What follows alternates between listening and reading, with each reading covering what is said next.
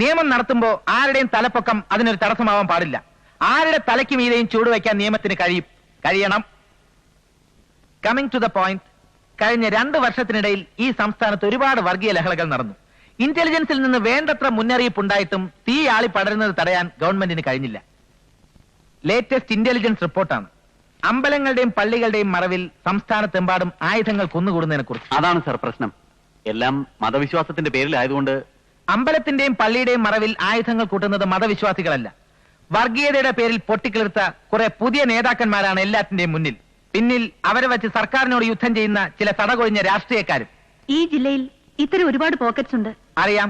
അതുകൊണ്ട് തന്നെയാണ് cleaning operation ഇവിടുന്ന് തന്നെ തുടങ്ങാമെന്ന് ഗവൺമെന്റ് തീരുമാനിച്ചത്. അവർക്ക് മൂവ് ചെയ്യാൻ കഴിയുന്നതിന് മുമ്പ് ശക്തമായ റെയ്ഡുകൾ ഉണ്ടാവണം. No compromise at any level. But sir, the decision is very sensitive. ചെറുവിരൽ കൊണ്ടൊന്ന് പോറിയാൽ മതി.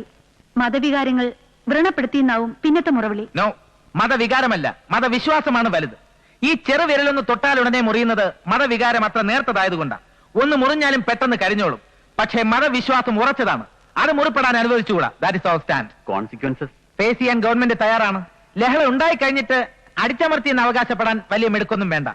പട്ടാളം ഇറങ്ങിയ ഒരു ഫ്ലാഗ് മാർച്ച്, പിന്നെ സർവ്വമത സമ്മേളനം, ഭീതിയുടെ നിഴലിൽ ഒരു ശാന്തിയാത്ര, ഇതൊന്നും കൊണ്ട് നഷ്ടപ്പെട്ടതൊക്കെ ആർക്കും തിരിച്ചു കൊടുക്കാൻ കഴിയില്ല. അതിന് ലഹള ഉണ്ടാവുന്നതിന് മുമ്പ് അത് തടയാൻ കഴിയണം. പൊളിറ്റിക്കലായിട്ട് പലതരത്തിലും ഇടപെടലുണ്ടാവും. Just don't care. രാഷ്ട്രീയമല്ല, ജനമാണ് വലുത്. And people want action. Go ahead.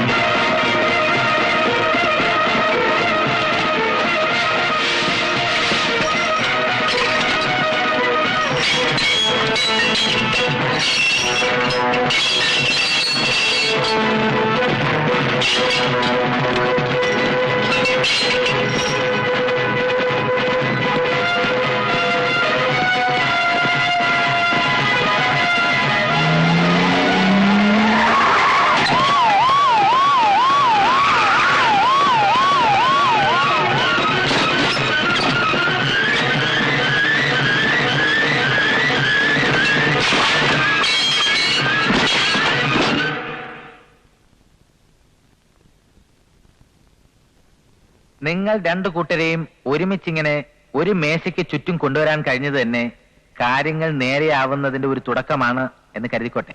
അങ്ങനെ കണക്കാക്കണ്ട. നേരെയാവുന്നുണ്ടോ ഇല്ലയോന്ന് ഇത് കഴിയട്ടെ, എന്നിട്ട് തീരുമാനിക്കാം. നിങ്ങൾ 2 കൂട്ടരും വിചാരിച്ചാൽ നേരെയാവാത്ത ഒരു പ്രശ്നവും നമ്മുടെ മുന്നിലില്ല. നിങ്ങൾ സഹായിച്ചാൽ.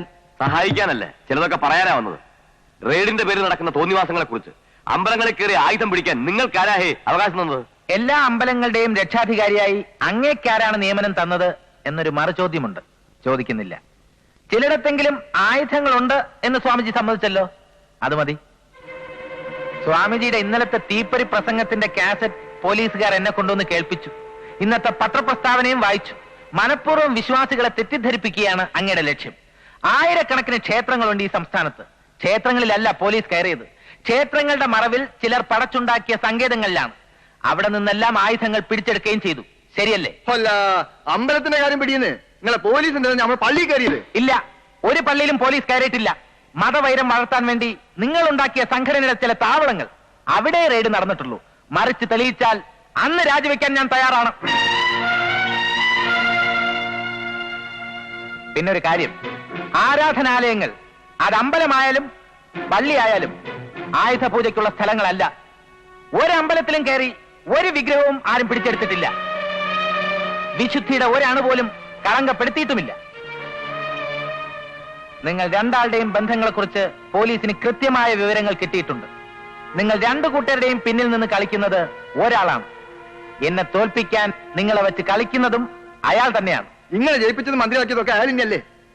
അപ്പോ ആളാരാണെന്ന് നിങ്ങൾ തന്നെ പറഞ്ഞു അല്ലേ? എന്നെ ജയിപ്പിച്ചത് നിങ്ങൾ ഉദ്ദേശിക്കുന്ന ആളല്ല. എന്നെ ജയിപ്പിച്ചത് ജനങ്ങളാണ്. നമ്പ്യാരോടല്ല, ജനങ്ങളോടാണ് എന്റെ കടപ്പാട്. പിന്നെ നിങ്ങൾ 2 ആളുകളുടെയും ബാക്ക്ഗ്രൗണ്ട്സ് പോലീസ് ട്രേസ് ചെയ്ത് കഴിഞ്ഞു. ബോംബെയിൽ നിന്ന് കേരളത്തിലേക്ക് കൂടുമാറുന്നതിന് മുമ്പ് 3 തവണ കള്ളക്കടത്തിന് അറസ്റ്റിലായിട്ടുണ്ട് നിങ്ങൾ അല്ലേ?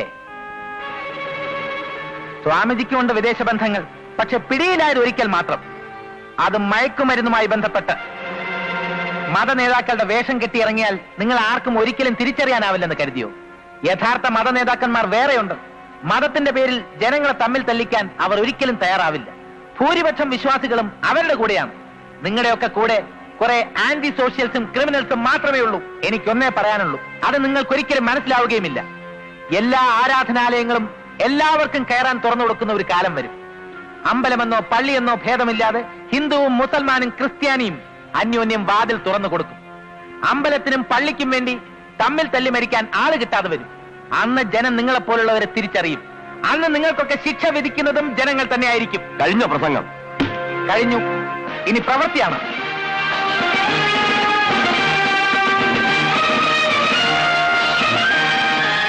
മതി. അപ്പോ അവന് ഹാലിളകി തുടങ്ങിയല്ലേ? ഇനി എളുപ്പമാ. റെയ്ഡുകൾ നടക്കട്ടെ. അമ്പലങ്ങളിലും പള്ളികളിലും പോലീസിന്റെ തേർവാഴ്ചയെന്ന് നമ്മൾ ഇനിയും കൊട്ടിഘോഷിക്കും. ജനത്തിന് ഭ്രാന്ത് പിടിക്കും, അല്ലെങ്കിൽ നമ്മൾ ഭ്രാന്ത് പിടിപ്പിക്കും. ഈ കേരളത്തിൽ വർഗീയത പറഞ്ഞ കാലണക്കി വെക്കില്ലെന്ന് നിങ്ങൾ വിശ്വസിച്ചിരുന്നില്ലേ? എന്നിട്ട് എന്തായി? മുക്കിന് മുക്കിന് കലാപങ്ങൾ നടന്നില്ലേ? കമ്പും വടിവാളുമൊക്കെയായി നടന്നവർക്ക് ഇപ്പൊ കൈത്തോക്കും നാടൻ ബോംബും വേണം.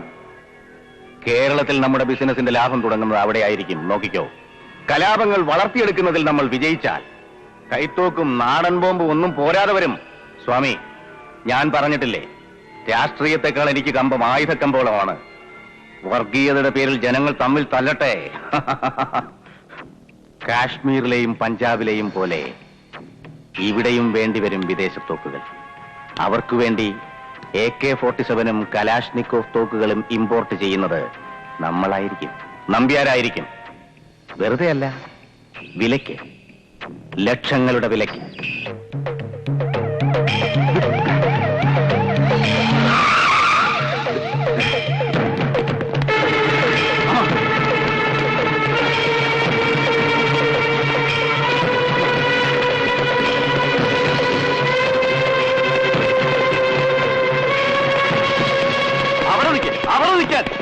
എന്താണ്ടാ ഇത്? അനക്കൊക്കെ കയറി കളിക്കാനുള്ള സ്ഥലം ഇത്. മാറി നിൽക്കണം. ഒരുത്തനും ഒരു ചോറകത്തേക്ക് വെക്കാൻ പാടില്ല. ഈ സ്ഥലം എന്താണെന്ന് അറിയില്ല എനക്കൊന്നും. അറിയാം, നന്നായിട്ട് അറിയാം. 5 നേരം നിസ്കരിക്കുന്നതിന്റെ തഴമ്പ് ദാ എന്റെ നെറ്റിയിലുണ്ട്. അക്രമികളെ ഒളിപ്പിക്കാൻ ഈ വാതിൽ തുറന്നു കൊടുക്കണമെന്ന് ഏത് ഹദീസിലാണ് പറഞ്ഞിരിക്കുന്നത്? പറയണം. അന്യമതസ്ഥരെല്ലാം കൊന്നൊടുക്കണമെന്ന് പറയുന്നുണ്ടോ ഖുർആനില്? ഞമ്മക്കൊന്നും അറിയില്ലപ്പാ. ഇപ്പൊ കാര്യങ്ങളൊക്കെ ഓനെ പോലുള്ള ഒരു പറയുന്ന ചെയ്യലിക്ക ഭയം കൊടുത്തില്ലെങ്കിൽ ഓര് ഞമ്മടെ തലയെടുക്കും.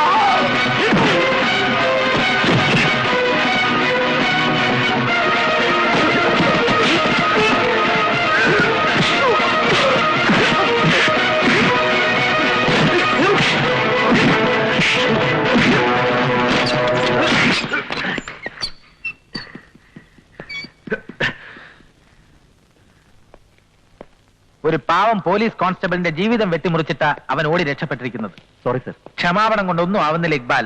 അവനെ പിടികൂടിയേ തീരൂ. അവനെ ആരാണ് ഒളിപ്പിച്ചിരിക്കുന്നത്? എവിടെയാണ്? നിങ്ങൾക്കൊരു ഇൻഫർമേഷനും ഇല്ലേ? പിന്നെ അതറിഞ്ഞാൽ സാർ ഒരുപക്ഷെ. നോ, എനിക്കറിയണ്ട. അവൻ എവിടെയുണ്ടെങ്കിലും ശരി, പ്രൊട്ടക്ട് ചെയ്യുന്ന ആരായാലും ശരി, you must do your duty. Sir. Ah, right.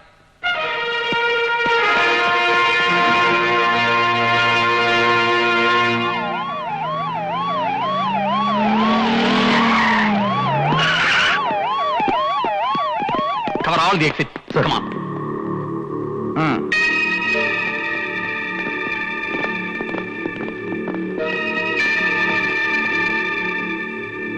എന്താണ് മിസ്റ്റർ മുഹമ്മദ് ഇക്ബാൽ, മുന്നറിയിപ്പില്ലാതെ ഒരു വിസിറ്റ്? മുന്നറിയിപ്പുണ്ടായ പിന്നെ ഈ വിസിറ്റ് കൊണ്ട് പ്രയോജനം ഇല്ലാതായി പോകും സാർ. അതുകൊണ്ടാ I said cover all the exit. Move. Don't shout my boy. ദേ കണ്ടോ, ഇവരൊക്കെ പാവങ്ങളാ. ഈ ശൗര്യം കണ്ട് ചിലപ്പോ പേടിച്ചെന്ന് വരും. And what the shit are you doing in my house? Come on.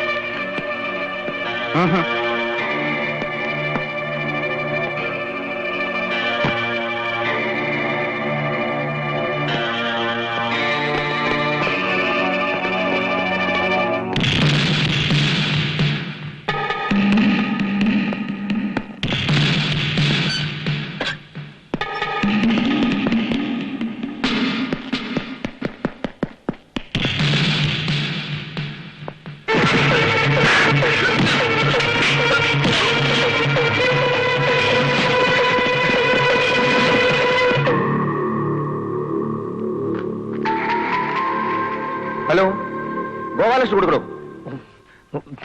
നമ്പ്യാരാ?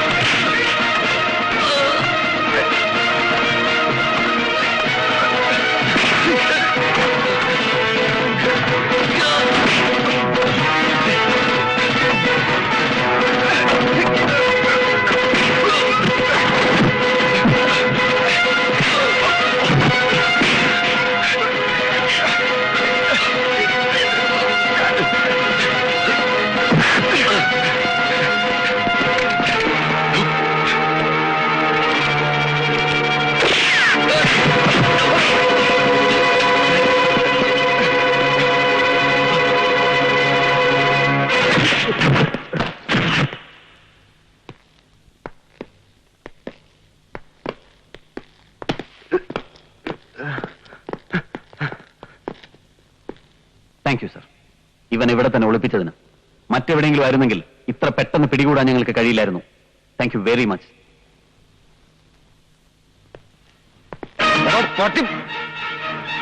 Sorry, അങ്ങനെ തിരിച്ചു വിളിക്കാൻ എനിക്കാവില്ല. Since I respect your position. MP, member of parliament, ജനങ്ങളാൽ തിരഞ്ഞെടുക്കപ്പെട്ട ജനങ്ങളുടെ പ്രതിനിധി. ആ പദവിയോടും തിരഞ്ഞെടുത്ത ജനങ്ങളോടൊക്കെ നിങ്ങൾക്ക് പുച്ഛമായിരിക്കും, പക്ഷെ എനിക്ക് ബഹുമാനമാണ്. I respect not you, but the people.